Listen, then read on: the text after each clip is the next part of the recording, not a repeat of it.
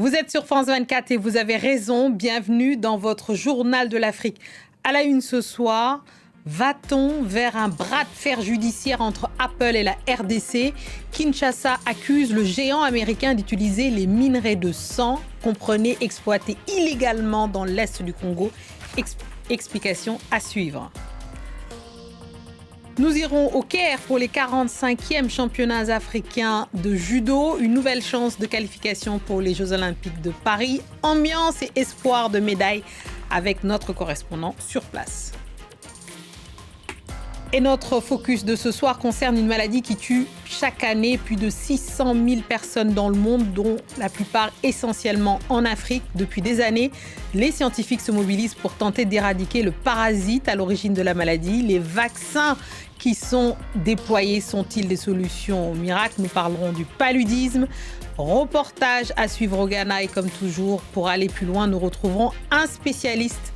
Ce soir, depuis Kigali, c'est le docteur Gamigé, directeur du programme mondial de lutte contre le paludisme à l'OMS.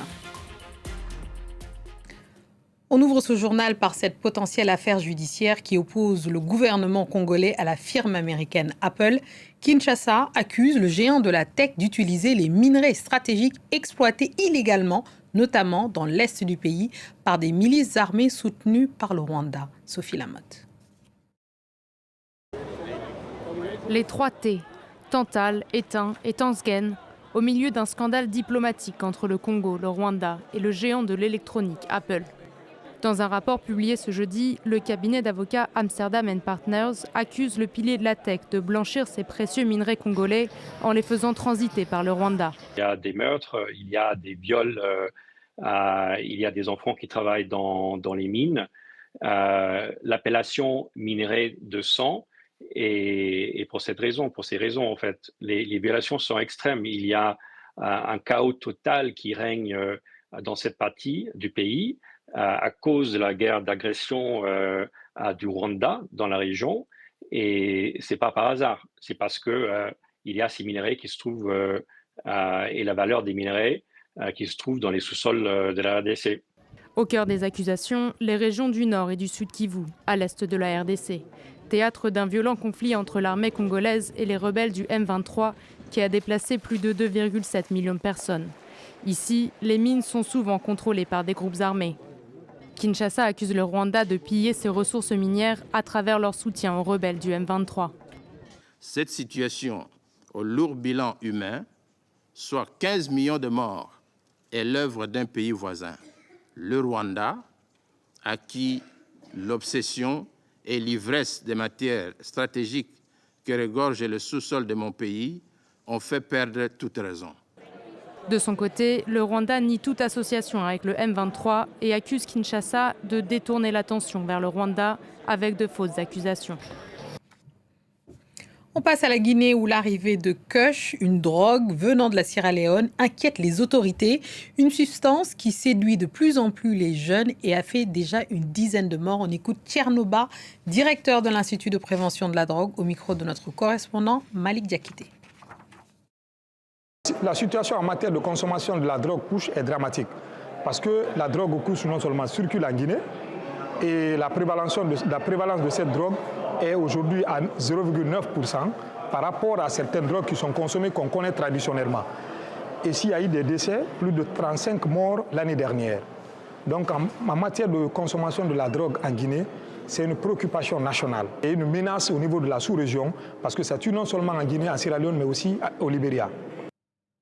Et cette information au Bénin, 3 leaders syndicaux ont été arrêtés alors qu'ils participaient à une marche non autorisée contre la vie chère. Les tentatives de regroupement ont été dispersées par les forces de l'ordre.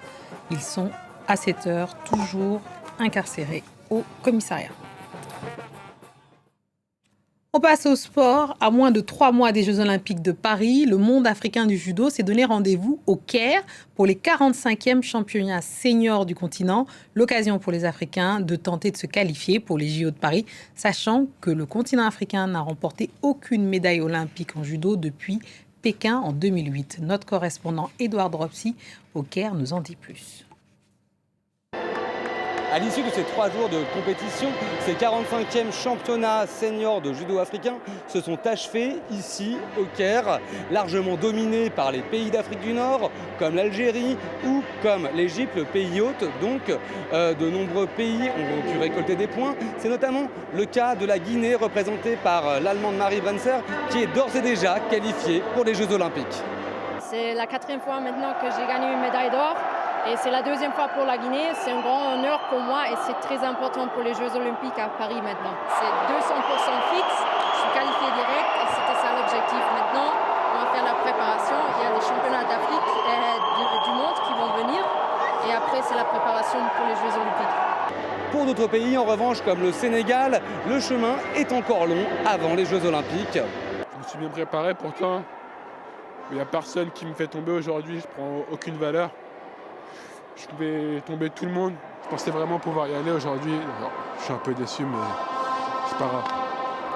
Tant qu'il y a de la vie, il y a de l'espoir. Il y a encore les championnats du monde et quelques compétitions. Pour les pays africains qui n'ont pas réussi à recevoir suffisamment de points ou à se qualifier lors de ces championnats d'Afrique qui avaient donc lieu au Caire, il y aura toujours les championnats du monde dans quelques semaines avant la clôture des qualifications pour les Jeux Olympiques mi-juin. On passe à notre focus de ce samedi soir qui concerne le paludisme, une maladie qui tue chaque année plus de 600 000 personnes, dont majoritairement en Afrique. C'est même la première cause de mortalité chez les enfants de moins de 5 ans. Sur le continent africain, on retrouvera notre invité depuis Kigali, le docteur Daniel Ngamije. Il est le directeur du programme mondial de lutte contre le paludisme à l'OMS. Mais avant cela, on se rend à Accra, la capitale du Ghana, où depuis un an, le R21, le second vaccin contre le paludisme, a été validé. Depuis, c'est près de 3 millions de doses qui ont été distribuées dans le pays. Reportage de Julia Guggenheim, Justice Baido et Théodore Abiou. Hôpital Saint-Joseph, dans la banlieue d'Accra. Ici, tout le monde connaît quelqu'un qui est décédé des suites du paludisme. Alors, depuis la certification du second vaccin R21, le rythme est effréné pour les infirmières. Ici, au service de consultation externe, le paludisme est un des 10 sujets qu'on traite le plus. À l'introduction du vaccin, les mères montraient une certaine hésitation.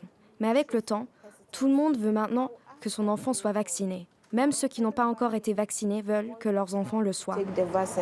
Un premier vaccin, Mosquirix, est testé dans le pays depuis 2019. Aujourd'hui, les enfants de 93 municipalités sur les 261 du pays ont accès à l'un ou l'autre vaccin. Un soulagement pour cette mère de famille. J'habite en brousse. Alors notre problème, c'est les moustiques. J'ai 3 enfants et Dany est mon dernier. Il a reçu 2 doses de vaccin contre le paludisme et il est fort et en bonne santé. Contrairement à mes 2 autres enfants qui n'ont pas reçu le vaccin. Les cas confirmés de paludisme sont passés de 192 pour 1000 personnes en 2019 à 159 juste un an plus tard. Les données recueillies ont montré une diminution significative de la mortalité, toutes causes confondues, chez les enfants de moins de 5 ans. Le paludisme étant la première cause de mortalité pour cette population, on peut en déduire que le vaccin a bien fonctionné. Le Ghana souhaite étendre le vaccin au reste du pays d'ici 2025 et ambitionne d'ici 2028 de réduire de 90% la mortalité liée au paludisme. Allez, pour aller plus loin, on retrouve depuis Kigali le docteur Ngamije. Vous êtes directeur du programme mondial de lutte contre le paludisme à l'OMS. Vous l'avez vu dans le reportage que le vaccin suscite beaucoup d'espoir, justement. Mais pensez-vous que c'est la solution miracle pour combattre le paludisme ? Bonsoir. Le vaccin, c'est vrai, c'est un des outils qui fait partie de l'ensemble de différentes méthodes de prévention du paludisme. Votre question relative à ce que si le vaccin est un outil miracle, je crois que la réponse n'est pas nécessairement vraie. C'est un outil qui fait partie des autres outils, les moustiquaires imprégnés, les médicaments aussi qu'on utilise pour la chimoprévention. C'est un outil important qui vient comme un outil supplémentaire, des outils qui existent. Et c'est donc un paquet d'outils que nous utilisons pour la prévention du paludisme. C'est dans ce cadre-là que j'aimerais qu'on puisse le considérer. Alors, en dehors justement des vaccins, vous avez parlé des moustiquaires imprégnés, mais quels sont les autres outils importants sur lesquels il faudrait mettre l'accent selon vous? Donc, comme vous le savez, la prévention du paludisme elle est multiforme. On utilise les moustiquaires imprégnés d'insecticides. Il y a aussi des médicaments qu'on administre dans certains pays pour la prévention saisonnière du paludisme. Bien sûr aussi, on utilise la pulvérisation intradomiciliaire comme une stratégie de lutte contre le paludisme dans certaines conditions bien déterminées. Et bien entendu, la prise en charge médicale des enfants infectés dont le diagnostic est confirmé pour le paludisme, c'est aussi une méthode de prévention parce qu'il y a des médicaments qui arrêtent la transmission et l'infection des moustiques. Donc, ça fait partie aussi d'une stratégie de l'arrêt de cycle de contamination des moustiques.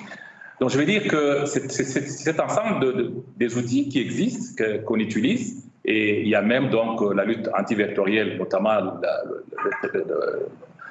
les sites larvaires qu'on traite pour éviter que les moustiques ne se disséminent. Alors, j'aimerais avoir votre réaction par rapport aux objectifs de l'OMS que vous représentez aujourd'hui, notamment dans le rapport sur les perspectives de 2015 à 2030. Où en sommes-nous par rapport à l'objectif de réduire de 75% les décès d'ici 2025, c'est-à-dire dans un an? Il faut reconnaître qu'il y a 20 ans, beaucoup de progrès ont été réalisés. Beaucoup de vies ont été sauvées. Plus de 11 millions de vies ont été sauvées depuis 2000 ans. Beaucoup de cas de paludisme ont été aussi évités à cause des stratégies de prévention du paludisme. Mais il faut reconnaître que pour les 7 dernières années, il y a une certaine stagnation dans le progrès pour ce qui concerne l'atteinte des objectifs de réduire à 75% le poids du paludisme et le faire à 90% pour 2030. Il faut donc des efforts supplémentaires pour que nous puissions ramener les pays à cette cible-là, parce que je vois que pour le moment, nous avons un retard d'environ 50% pour l'atteinte des objectifs globalement assignés pour l'année 2025. Alors, justement, docteur Gamigé, le financement dans ce cas-là est crucial. Certains craignent d'ailleurs qu'en l'absence de financement suffisant, les décès puissent à nouveau augmenter. Selon vos propres objectifs, il faudrait environ 7 milliards de dollars par an pour contenir la maladie. Justement, où en êtes-vous là-dessus sur les financements ? Les financements doivent être mobilisés. Il faut des financements des partenaires qu'on connaît traditionnels, mais il faut aussi que les fonds domestiques soient aussi mobilisés à la hauteur des attentes. Et c'est dans ce cadre-là que nous avons eu une conférence à Yaoundé au mois de mars avec une dizaine des pays les plus affectés qui eux-mêmes représentent 90% du fardeau du paludisme. Et les ministres se sont engagés à pouvoir mobiliser les fonds domestiques en supplément des fonds des partenaires pour effectivement trouver des financements nécessaires à des couvertures adéquates pour toutes les méthodes de prévention, y compris ces outils, les nouvelles moustiquaires de nouvelle génération, les vaccins et les autres méthodes de prévention. Merci beaucoup. Merci, docteur Daniel Gamigé. Vous êtes le directeur du programme mondial de lutte contre le paludisme à l'OMS. Merci d'être venu dans ce Journal de l'Afrique et c'est ainsi que nous refermons cette édition. Merci à tous ceux qui nous ont suivis partout dans le monde et en particulier de Kigali au Caire en passant par Conakry. Restez avec nous car l'actualité continue sur France 24.